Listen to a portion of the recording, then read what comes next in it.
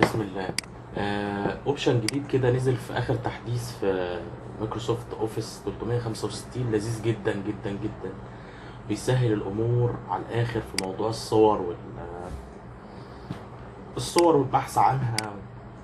ودي كانت زمان معاناة يعني احنا مثلا هنا لو انا عندي معلومات كده، مثلا صنف وتصنيف، معلومات عن سندوتشات، صنف وتصنيف يعني السندوتشات جوه الكاتيجوري بتاع السندوتشات، والبيتزا مفترض ان هي تبقى تبع البيتزا بالشكل ده.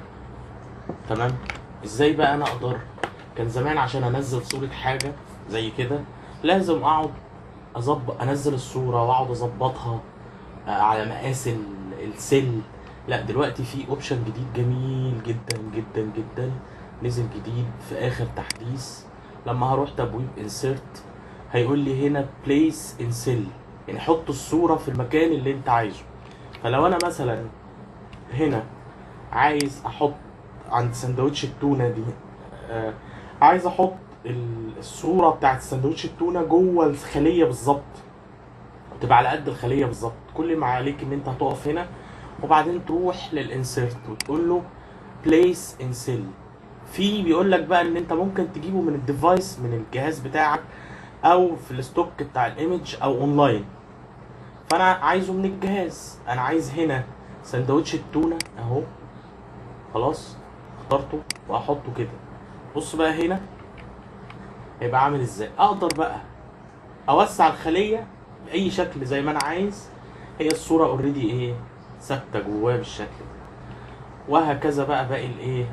طيب وكمان اقدر اني اجيب سندوتش النقانق، برضو نفس الكلام، insert place، وهقول له device، فين النقانق اهو، واقول له اوكي. وبرضو اوسع السيل بالشكل ده. طبعا انا اقدر من هنا اوسطن الصوره، هنا برضو اوسطنها، خلاص. ونفس الكلام الخضار، البيتزا خضار، هروح للانسيرت ديفايس خضار، هاخد التنسيق من هنا وهنزل بيه كده، اوسع بس الصورة بالشكل ده. والبيبروني انسيرت ديفايس، ادي البيبروني، اوكي، اوسعها شوية، اكبر الصورة بالشكل ده. وادي البيتزا الرانش ديفايس اهي، نفس الكلام. طيب جميل. بقى عندي بمنتهى السهولة واليسر جدول فيه البيانات. انا عامل الجدول ده تيبل، يعني عامله تيبل، وليكن مثلا هسميه مثلا داتا، خلاص. طيب محتاج اعمل ايه بقى؟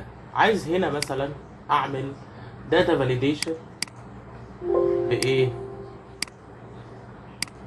داتا فاليديشن بكل الاصناف دي، خلاص. هنا وليكن مثلا هسميه الصنف، وهنا عايز الصورة. هنا الصنف هختار مثلا سندوتش بيض بالجبنة، وهعمل اكس لوك اب.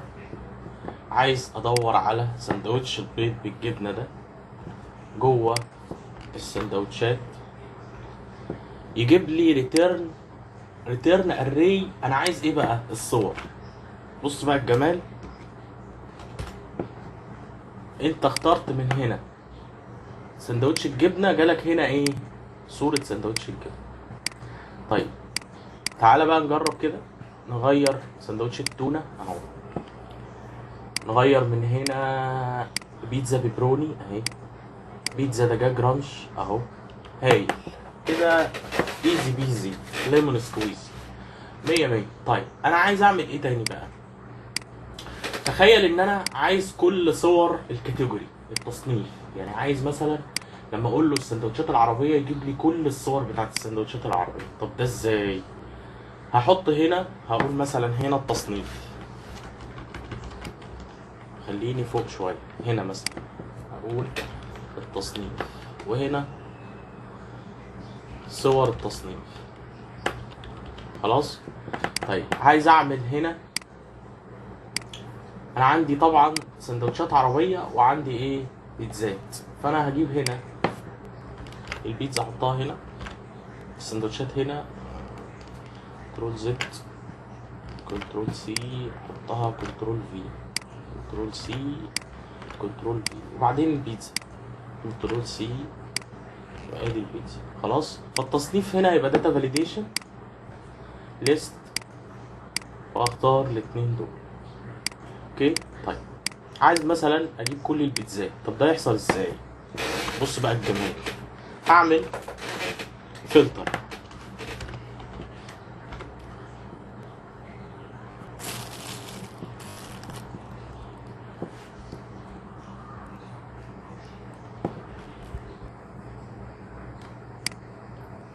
وبعدين هقول فلتر، وبعدين انا عايز من عايز اعمل اري اللي هو الداتا، بس عايز من الاري ده ايه؟ الصور. خلاص. including ايه بقى؟ ان الداتا اللي هي التصنيف